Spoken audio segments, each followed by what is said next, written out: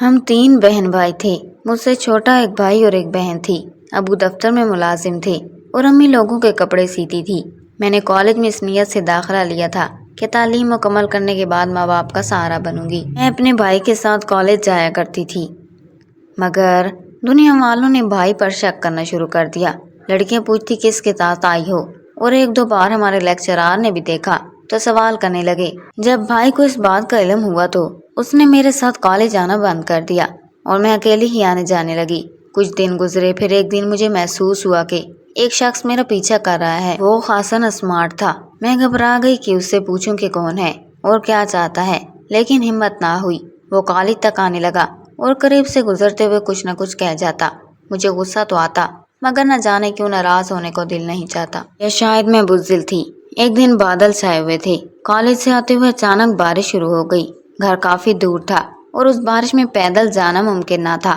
میں سڑک کنارے کھڑی سوچ رہی تھی کہ کیا کروں کہ پیچھے سے آواز آئی کہ محترمہ آج تو بارش ہے، میری گاڑی حاضر ہے، آپ کو گھر چھوڑ آتا ہوں۔ میں نے مڑ کر دیکھا تو وہی لڑکا تھا۔ اسے دیکھ کر گھبرا گئی، لیکن بارش میں بھیگا ہوا وہ اچھا لگ رہا تھا۔ اس کے لہجے میں نرمی اور منت تھی۔ میں نہ جانے کیسے اس کے پیچھے چل پڑی اور گاڑی میں بیٹھ گئی۔ اس نے اپنا نام ناصر بتایا اور چند شائستہ باتیں کی۔ مجھ پر اس کا اچھا تاثر پڑا۔ جب میں اپنے گھر کے سامنے اتری تو اس نے دوبارہ ملاقات کا وعدہ بھی لے لیا۔ اس کے بعد ہماری کبھی کبھار ملاقات اور اکثر خط و کتابت ہونے لگی۔ میں گھر والوں سے چھپ کر اس سے ملتی رہی۔ وہ میرے دل میں بس چکا تھا۔ اس کی محبت میں اتنی کھو گئی کہ نہ گھر کا ہوش رہا، نہ پڑھائی کی فکر۔ میں اب ماں باپ سے بھی زیادہ بات نہیں کرتی تھی۔ وہ بھی پریشان ہو گئے تھے کہ مجھے کیا ہو گیا ہے، کیونکہ میں اکثر دیر سے گھر آتی۔ امی پوچھتی تو کہہ دیتی کہ سہیلی کے گھر گئی تھی یا پریکٹیکل کے نوٹس مکمل کرنے تھے۔ یوں میں بہانے سے گھنٹوں اس کے ساتھ باہر گھومتی رہتی۔ وہ جہاں لے جاتا میں وہاں چلی جاتی۔ اس نے مجھ سے بڑے وعدے کیے، کہتا اگر تم نے مجھ سے شادی نہ کی تو میں مر جاؤں گا، اور میں شرما کر چپ ہو جاتی تھی۔ اس کی باتوں اور وعدوں نے مجھے اس پر مکمل یقین دلا دیا تھا۔ میں جس بات میں اتنی اندھی ہو چکی تھی کہ خود کو بھی بھول گئی تھی کہ میں کون ہوں اور کس گھرانے سے تعلق رکھتی ہوں۔ ایک دن وہ مجھ سے کہنے لگا، نوشین، کیا تمہیں مجھ پر اعتبار ہے؟ میں نے جواب دیا اگر نہ ہوتا تو تم سے محبت کیوں کرتی؟ میرے اس جملے پر وہ ہنس پڑا اور کہا، اچھا آج آزماتا ہوں۔ پھر بولا، تم آج رات مجھے فلاں مقام میں ملو۔ میں نے وعدہ تو کر لیا، مگر دل ہی دل میں سوچتی رہی کہ گھر والوں سے کیا کہوں گی۔ جب گھر پہنچی تو نہ کچھ کھایا نہ پیا۔ امی نے پوچھا تو میں نے کہہ دیا کہ سر میں درد ہے۔ شام کو اٹھی، منہ ہاتھ دھویا اور تیار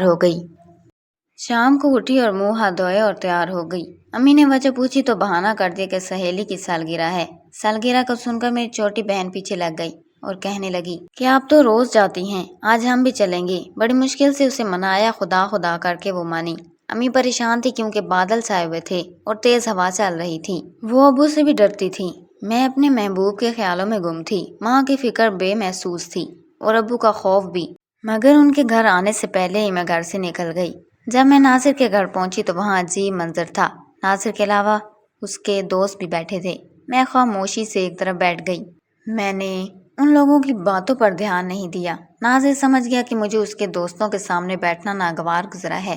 اس نے کچھ دیر بعد ان سب کو رخصت کر دیا، لیکن مجھ پر گھر سے آنے کا خوف طاری تھا۔ میں نے جانے کا کہا تو ناصر خفا ہو گیا اور چلانے لگا کہ میں نے تمہیں جانے کے لیے نہیں بلایا تھا۔ اس وقت مجھے شدت سے احساس ہوا کہ میں نے آ کر بہت بڑی غلطی کی ہے۔ ماں کی بھولی بھالی صورت آنکھوں کے سامنے گھوم گئی۔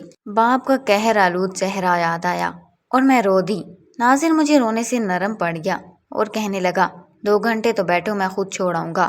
پھر وہ شادی کی باتیں چھیڑنے لگا اور کہنے لگا، جو لوگ محبت کرتے ہیں ان کی شادی تو آسمان پر ہو جاتی ہے، جب وہ ملتے ہیں تو وہی ان کا شادی کا لمحہ ہوتا ہے۔ میں سمجھ گئی کہ وہ کیا چاہتا ہے، لیکن اب میں بند پنجرے کی ایک بے بس چڑیا کی مانند تھی۔ جب تک وہ دروازہ نہ کھولے میں آزاد نہ ہو سکتی تھی۔ اب کچھ اور لکھنا بے سود ہے۔ اس نے مجھے اس وقت چھوڑا جب میں محبت کے نام پر ٹوٹ چکی تھی۔ میں روتی ہوئی گھر پہنچی۔ میری حالت بری تھی، قدم لڑکھڑا رہے تھے، رات کے 11 بج چکے تھے۔ گھر کے تصور سے دل گھبرا رہا تھا۔ جب پہنچی تو دیکھا ابو دروازے کے پاس پیرے شیر تھے۔ ان کا چہرہ دیکھ کر میری جان نکل گئی۔ جیسے ہی دروازے کی دہلیز پر قدم رکھا، ابو نے مجھے روک لیا اور گرج کر پوچھا، سچ سچ بتا کہاں گئی تھی، ورنہ جان سے مار دوں گا۔ میں خوف سے تھر تھر کانپنے لگی، مگر ان کے تیور ایسے تھے کہ اگر جھوٹ بولتی تو شاید واقعی وہ مجھے مار دیتے۔ میں نے ڈرتے ڈرتے ناظر کا نام لے لیا تھا۔ باپ نے اسی وقت مجھے ساتھ لیا اور ناظر کے گھر لے آئے۔ انہوں نے مجھے اس کے حوالے کر کے کہا، لڑکی کو رکھو، جی اب میرے لیے مر چکی ہے، صبح نکاح کا انتظام کر لینا، میں آ کر باپ کا فرض ادا کر دوں گا۔ ناظر کو اس بات کی ہرگز توقع نہ تھی اور میں خود بھی حیران تھی کہ میرے باپ نے مارنے پیٹنے یا بات چیت کرنے کی بجائے مجھے اس کے حوالے کر دیا۔ ناظر نے مجھے چپ کرایا اور کہا کہ فکر نہ کرو، یہ سب بہتر ہو گیا، تمہارے باپ سے رشتہ لینا آسان نہ تھا، سب کچھ خود بخود ہو گیا، اب رات آرام سے گزارو، صبح 4 دوستوں کو بلاتا ہوں، قاضی کا بندوبست کرتا ہوں اور تمہارا نکاح ہو جائے گا۔ لیکن نکاح یہاں نہیں، کسی دوست کے گھر پہ ہوگا، کیونکہ کل میرے گھر والے بھی آ رہے ہیں اور میرے والدین شاید رشتے پر راضی نہ ہوں کیونکہ میری منگنی چچا کی بیٹی سے ہو چکی ہے۔ میں نے یقین کر لیا۔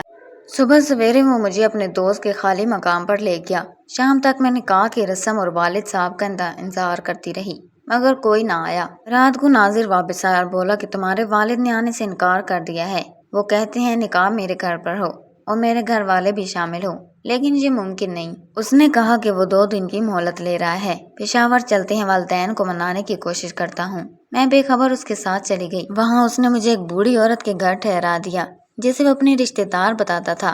میں وہاں 2 سال رہی۔ جب ناظر سے پوچھتی کہ نکاح کا کیا ہوا تو وہ بات ٹال جاتا، کہتا تم میرے پاس ہو اور میری بیوی ہو، سمجھو نکاح ہو چکا ہے۔ 2 سال میں میرے 2 بچے ہو گئے۔ میں نے بھی حالات سے سمجھوتا کر لیا۔ باپ نے میری بھول کی مجھے اتنی بڑی سزا دی تھی مگر ناظر میرا محبوب تھا جو مجھے مل گیا تھا۔ اس نے مجھے کوئی تکلیف نہ دی تھی۔ 2 بچوں میں ہر دکھ سکھ بھول کر جوں تو زندگی گزار رہی تھی۔ اب نکاح ہوا تھا یا نہیں، اس سے مجھے حاصل ہی کیا تھا؟ جو زندگی مجھے نصیب میں ملنی تھی مل ہی گئی تھی۔ ایک روز اچانک ناظر آیا اور اس نے مجھے کہا کہ اسے بیرون ملک ملازمت مل گئی ہے، لہٰذا اب وہ کینیڈا جا رہا ہے۔ وہاں کی شہریت ملتے ہی میں تمہیں بہت جلد بلا لوں گا، فکر نہ کرنا، بڑی مشکل سے یہ اتنا اچھا موقع ملا ہے، ہمارا مستقبل سنور جائے گا۔ اور وہ مجھے روتا چھوڑ کر کینیڈا چلا گیا۔ اس کو گئے ہوئے 6 سال ہو چکے ہیں۔ سوچتی ہوں کہ مر جاؤں مگر بچوں کا خیال آ جاتا ہے۔ لوگوں کی لعنتیں مجھے چین نہیں لینے دیتی۔ بڑی مشکل سے ایک اسپتال میں بحیثیت آیا نوکری ملی ہے۔ ناظر نے پھر پلٹ کر خبر نہ لی۔ اس باپ کے در پر جانے کا حوصلہ نہ ہوا جس نے ہاتھ پکڑ کر گھر سے کھڑے کھڑے نکال کر غیر کے حوالے کر دیا۔ اتنا پتہ چلا کہ ناظر نے کینیڈا میں شہریت لینے کے لیے کسی کینیڈین لڑکی سے شادی کی تھی مگر پھر ان دونوں نے سچ مچ کا گھر بسا لیا۔ میں کیا کر سکتی ہوں جبکہ میرے پاس تو نکاح کا سرٹیفکیٹ تک نہ تھا۔ ماضی کو بھولنا چاہتی ہوں، ماضی کی یادیں ڈستی ہیں۔ جب کسی لڑکی کو محبت کرتے دیکھتی ہوں تو سوچتی ہوں کہ ان کا بھی میرے جیسا انجام نہ ہو اور کسی دن یہ بھی لڑکوں کے اس محبت بھرے جھوٹے کھیل میں آ کر اپنی عزت و آبرو نہ گنوا دیں۔